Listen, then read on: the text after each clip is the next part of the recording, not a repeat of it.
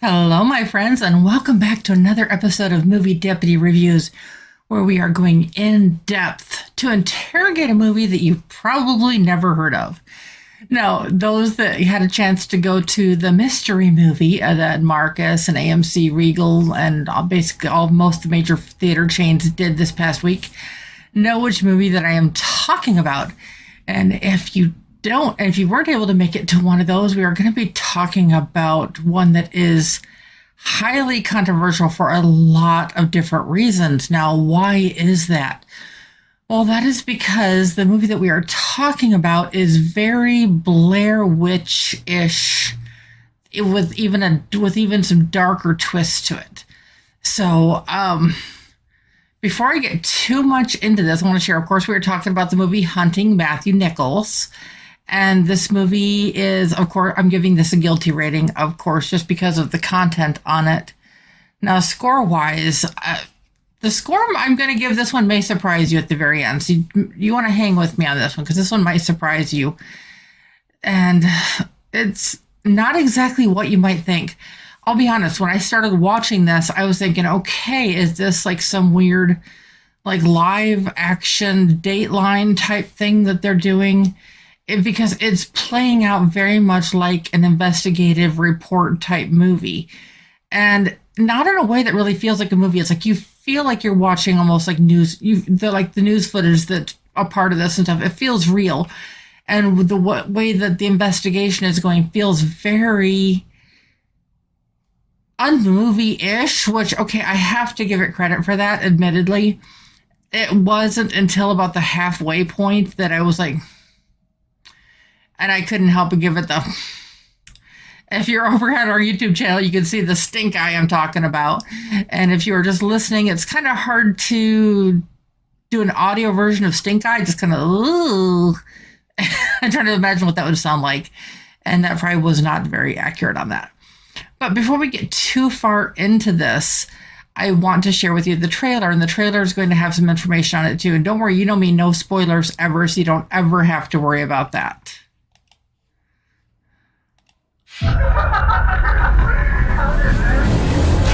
Sure you want to do this? I have to. And this is Tara Nichols. This is Matthew's sister. You can wait. I've waited 20 years.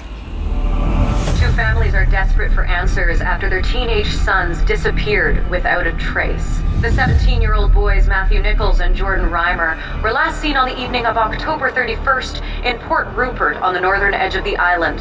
Their families are holding out hope they'll be found safe. They'll be found safe. That's why I'm making this documentary, because...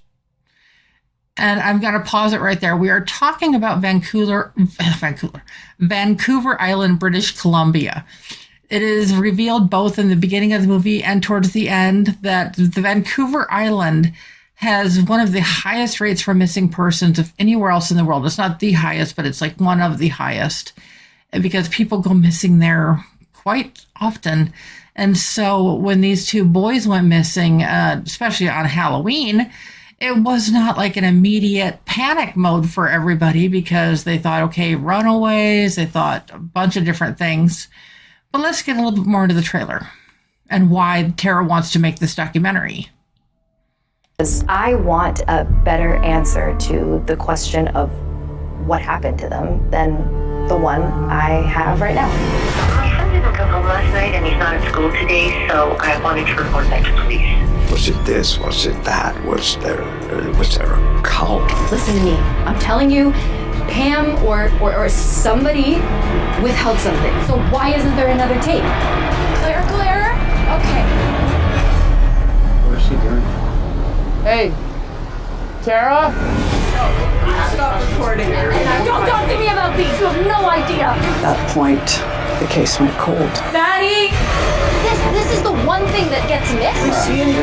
Stop that! Stop speaking to me like that. You're in my home. There's things that we shouldn't speak about. When we do, gives them out. Makes them real. Now, what are your thoughts on this? I would love to know if anybody wants to reach out to me and let me know what you think about this, because it's like it deals with all of these different creatures from different parts of the world and different legends. I mean, there's the Wendigo, there's the Yetis, there's the Chupacabras, there's all of these creatures that are responsible for people's disappearances. And part of this is being like tossed up to that a little bit. But it's, like I said, it really takes a dark turn kind of quick. I'm sorry if I frightened you.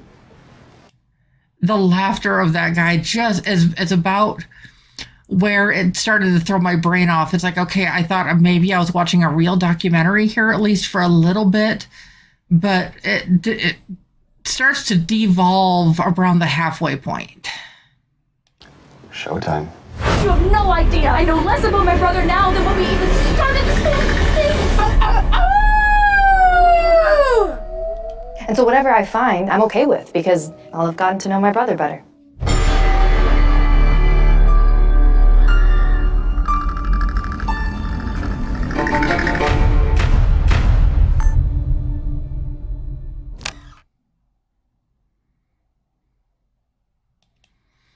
Wow. Like the hashtag showed, HMN join the hunt. She's just desperate. Tara is desperate for answers. And so she goes back to where they're from and she talks to their mom. And unfortunately, her dad is no longer part of the picture. He passed away. Again, no spoilers ever. That's not going to ruin anything with the story on that. But this is playing out and she's trying to follow all these leads. And so she's been filing information requests. And of course, Canada is different than the US on that. So it takes her a long time to get those requests. And when she finally gets the evidence, there's something missing. Something that I don't know how other people didn't put it together, but then it becomes more and more that it wasn't just missing, that it was intentionally hidden. And as that truth begins to come out, people are going to make the connection. If they have ever watched the TV show Lost, they are going to make the connection to Jacob. Now, what does that have to do with anything? Well, that will kind of reveal itself as the story goes on. I can't tell you what it is because it would be a big spoiler.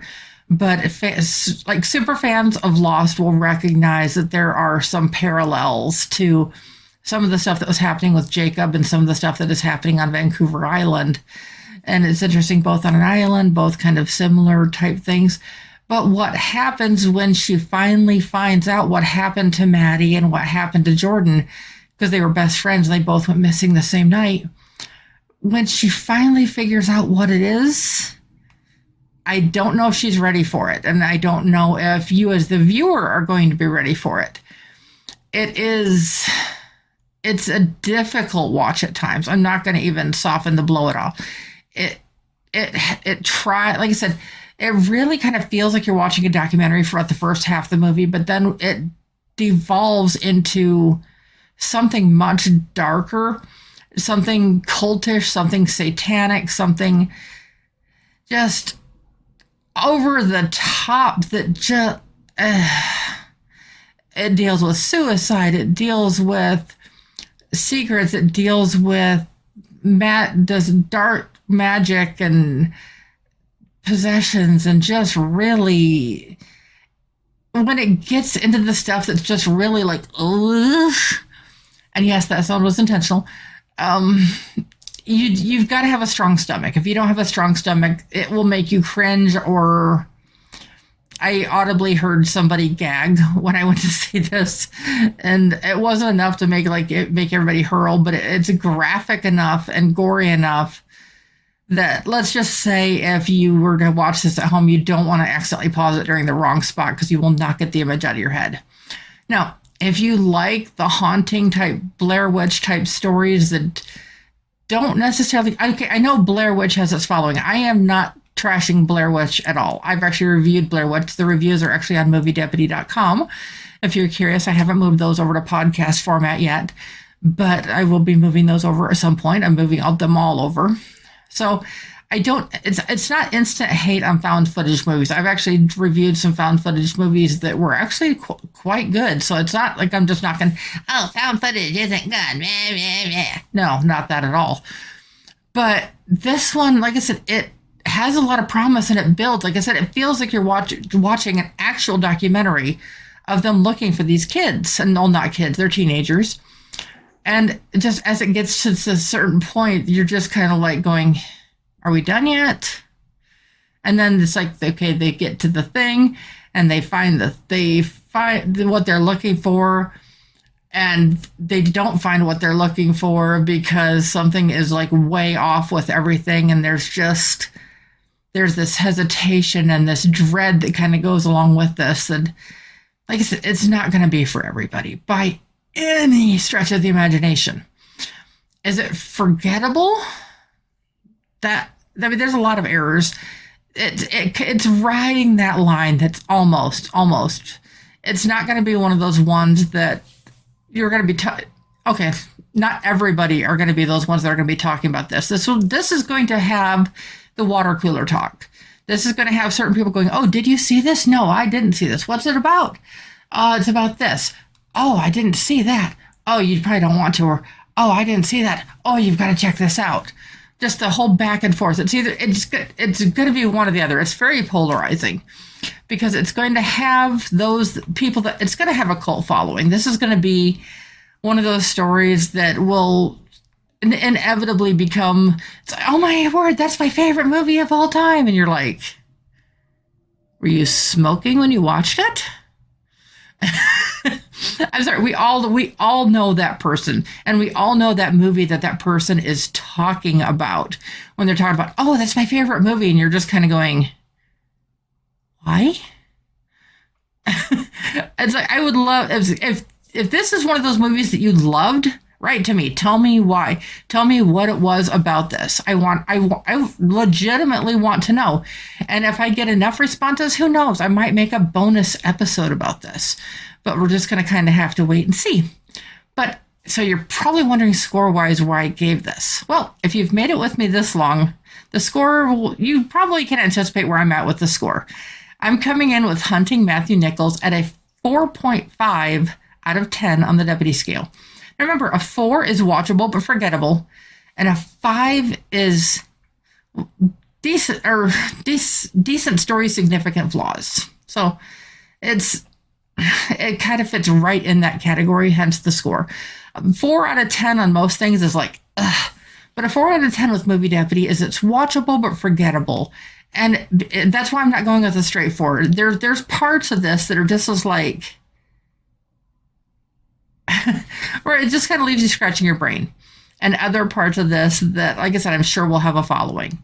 So if you've stuck with me around this long, which I hope you have, I hope you hit that subscribe button and be sure to turn on the notifications to get the latest and the greatest Movie Deputy content, because then you get me. Silliness, quirkiness, and all. So, but until later, guys, I will be back tomorrow with another movie that opened this weekend. This one, it has a fairly bit of buzz for an independent film. It's from Sight and Sound Productions. So if you want to check that out, be sure, like I said, be sure to turn on those notifications because that review will be live tomorrow. Till later, guys. Bye.